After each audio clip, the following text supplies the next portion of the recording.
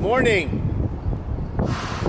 American government, American police department, American people, and American church, if you're in the background this morning with Dr. John Fullerton MacArthur. He's not always here.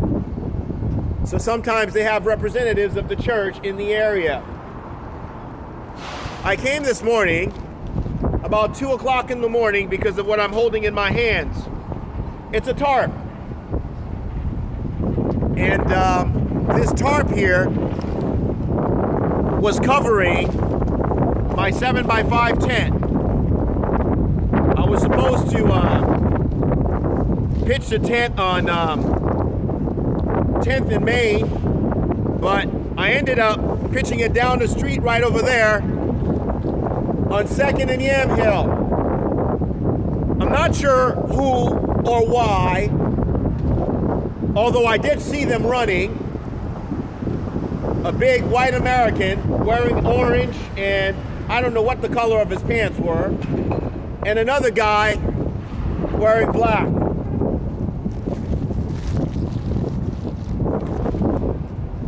I had put 2 tarps to cover the tent, one on top of the other, and then the actual covering of the tent. While I was getting ready to put the cardboard down and the newspaper and another tarp for the flooring, somebody stood behind the tent and there was a warning given to me. The warning was of a stabbing. I stopped and I thought, who would want to stab me in this tent? So instead of stabbing me in the tent, this is what they did. I'm going to put my Bible down. It's a 7x5. It's about this big, 7 foot long. They grabbed the tent and they started shoving it violently like this until it ripped. Not the entire thing, but it ripped from where it was tied. I've been using these little white strips here, and the white strips come from your COVID masks.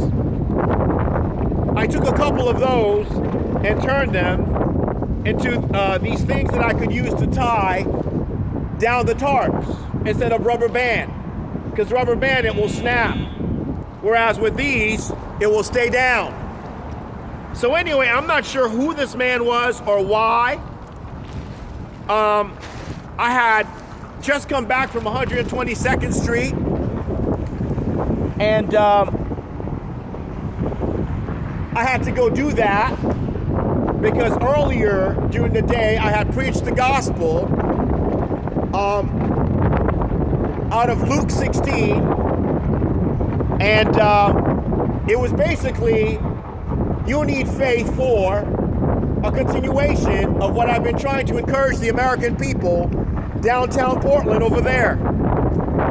I'm not sure if they're responding to the sermon, if they're responding to the fact that I had to go to 122nd Street and put money in a box to do that.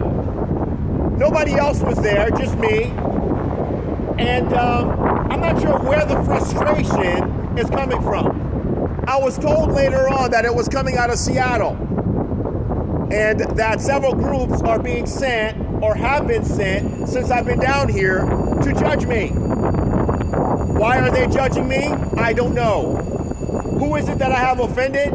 Possibly Seattle Sheriff, Seattle Police, Seattle LGBTQ community, Seattle Klan, those who represented Gabriel, Mark Rodriguez, T. Franklin, the Queen, and maybe even the Nanuet group of them. I don't know. I'm not sure.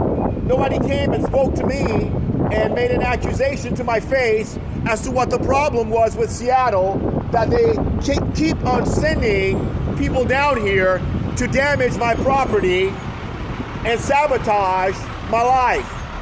Since I've been down here, I've had a heck of a time with housing. I've called over 100 apartment complexes And I can't seem to get through to these people that housing is important and I need to go back in. It's winter.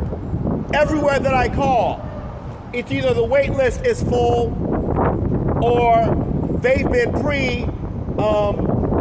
prepared to deal with me in a negative way and to say, no, we don't have apartments, even though there are apartments. And they say they go down the wait list, and it's from the wait list that they decide whether or not a person can move in. And that's not always so. They have their favorites, and they have their reasons. In any case, I came this morning and spoke to a desk clerk for about 10 minutes, about 2:45 in the morning. He didn't have an answer for me. When I said to him, what am I supposed to do with these people who will not stop attacking me? How am I supposed to respond to this? Is there a police report that I can get? He said no. He asked me if I wanted him to call the police. Well, there was an officer out here, and I ended up talking to her, and she gave me a card, and apparently what the desk clerk said was that she called it in, but there was supposedly a stabbing on Burnside. Officer Morgan was not able to give me a police case number. So she drove away and told me that she would text me the number at a later time. I don't know. I didn't check my telephone to see if there's a text with a number on it. But in any case, the police knows what has happened. But I also heard that this man was hit. I don't know who hit him, and that something happened to the top of his vehicle, and that there was drilling on top of his condo.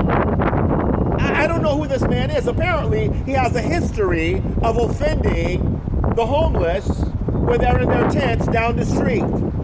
He might have been a customer at the bar on Yam Hill. And so whenever he sees a homeless tent, he hits, hoping that it's my tent and that I would be offended by what he has done and not know who he is. So I'm not sure who this man is, who sent this man, or why he's doing it. And from what I heard, he has plans on doing more attacks at a later time. I wanted to share this Bible verse with you. It's from 1 Timothy 3. You know, the dichotomy of this whole thing was, after leaving here in the morning, I went over to the MAX train and caught the MAX going to the airport. And I was hit several times on the train. Somebody made the decision, because I fell asleep, to give me a shot in the buttocks. I'm not sure if it's the police department that does that. I'm not sure if it's OHSU that does it. But somebody obviously was following me, and to wake me up, they gave me a shot in the buttocks. I don't know if they did anything else, but I was touched when I fell asleep this morning, going and coming back from the airport. It was cold. It was freezing. I didn't think it was safe to pitch the tent again. But in any case, I want to share this passage with you coming out of 1 Timothy 3.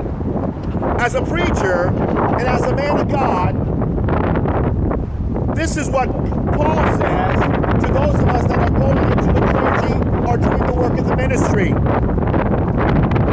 He says this, and this is the qualifications, but I want to remind the police department as well as Portland, we have standards to uphold. And therefore, we can't always give back the violence that's given to us. And sometimes we do. I know I've done it a couple of times, and it's ticked the people off.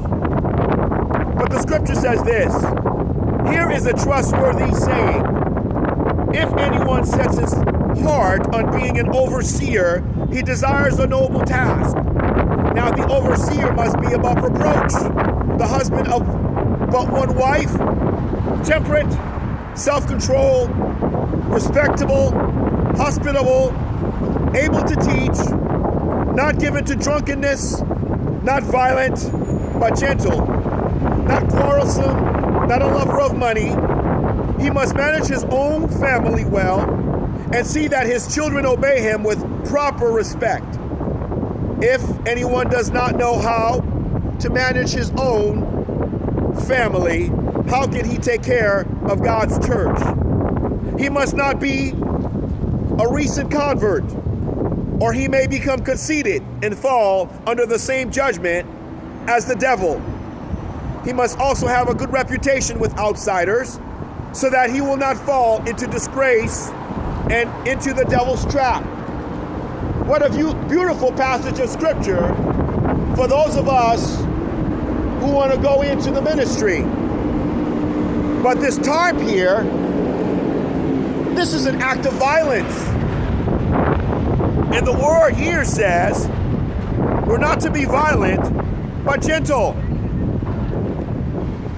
This tarp here covering this tent is the complete opposite of what God is asking of us here.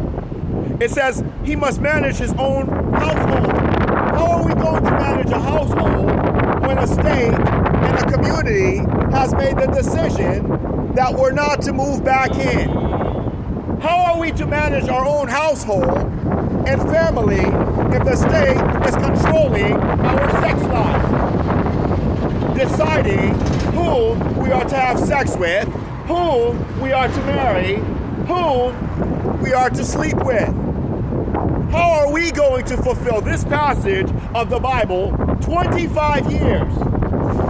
25 years I've been held back from housing. 25 years I've been held back from family.